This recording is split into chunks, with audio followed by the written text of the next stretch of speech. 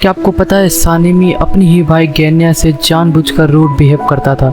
सानिमी actual गेन्या को hate नहीं करता था, वो सिर्फ उसे डीमन स्लेयर लाइफ से दूर रखना चाहता था क्योंकि उसने अपनी मदर को डीमन बनते देखा था और उसी इंसिडेंट में उसके ऑलमोस्ट सारे सिबलिंग्स मर गए।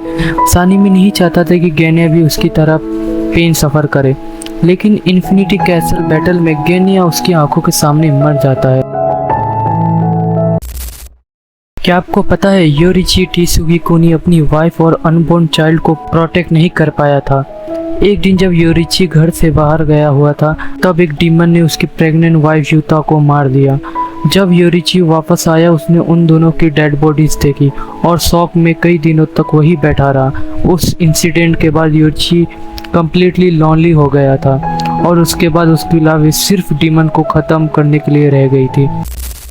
क्या आपको पता है कोकोसुबे एक्चुअली एक डीमन बनने से पहले डीमन स्लेयर था।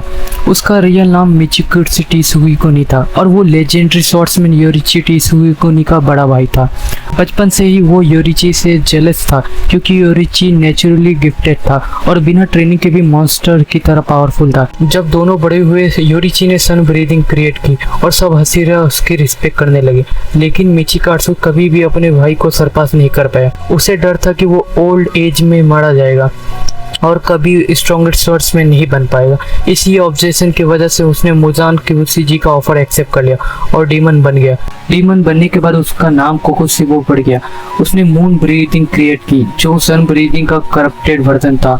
कोकोसुबे इतना पावरफुल था कि वो अपर मून 1 बना और हंड्रेड्स ऑफ ईयर्स तक किसी हसीरा ने उसे डिफीट नहीं किया। उसकी बॉडी पर मल्टीपल आइज इसलिए थे क्योंकि वो हर डायरेक्शन में मूवमेंट देख सकता था। फाइनल बैटल में उसका फाइट जो में सानिमी, मोइचिरो और गेन्या के साथ। फाइट के दौरान रिवील हुआ कि मोइचिरो एक्चुअल कोकोसुबे का डिसेंडेंट था। कोकोसुबे ने मोइचिरो को डेडली अटैक से कट कर दिया, लेकिन मोइचिरो फिर भी फाइट करता रहा। गेन्या ने अपनी स्पेशल डीमन पावर्स यूज करके कोकोसुबे को स्लो किया और फाइनली टीम वर्क के कोकोसुबे को कॉर्नर कर दिया। लेकिन सबसे इमोशनल मोमेंट तब आया जब कोकोसुबे ने अपना रिफ्लेक्शन देखा। उसने रियलाइज किया कि पावर ऑफ के ऑब्सेशन में वो एक मॉन्स्टर बन चुका है। वो पूरा लाइफ योरिची को बीट करना चाहता है लेकिन कभी कर नहीं पाया और इसी रिग्रेट के साथ अपर मून 1 का एंड हो गया।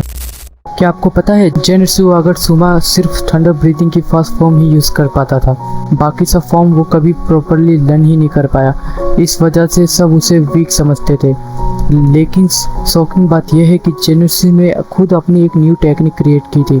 उस टेक्निक का नाम था flaming thunder god. Infinity castle fight में उसने इस मूव का यूज करके अपर मून काइगोकू को डिफीट कर दिया था।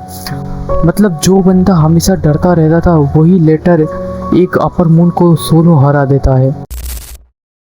क्या आपको पता है Tanjiro Kamado almost next demon king बन गया था। फाइनल बैटल के बाद मुजान किबुत्सुजी ने मरने से पहले अपना सारा ब्लड तंजीरो के अंदर ट्रांसफर कर दिया था। उसके बाद तंजीरो एक डीमन बन गया और सबसे शॉकिंग बात यह थी कि उस पर सनलाइट का भी कोई इफेक्ट नहीं हो रहा था। मतलब तंजीरो मुजान से भी ज़्यादा पावरफुल डीमन बन सकता था, लेकिन फिर उसके फ्रेंड्स ने उसे बचाने की कोशिश की और फाइनली तंजीरो दोबारा ह्यूमन बन गया था।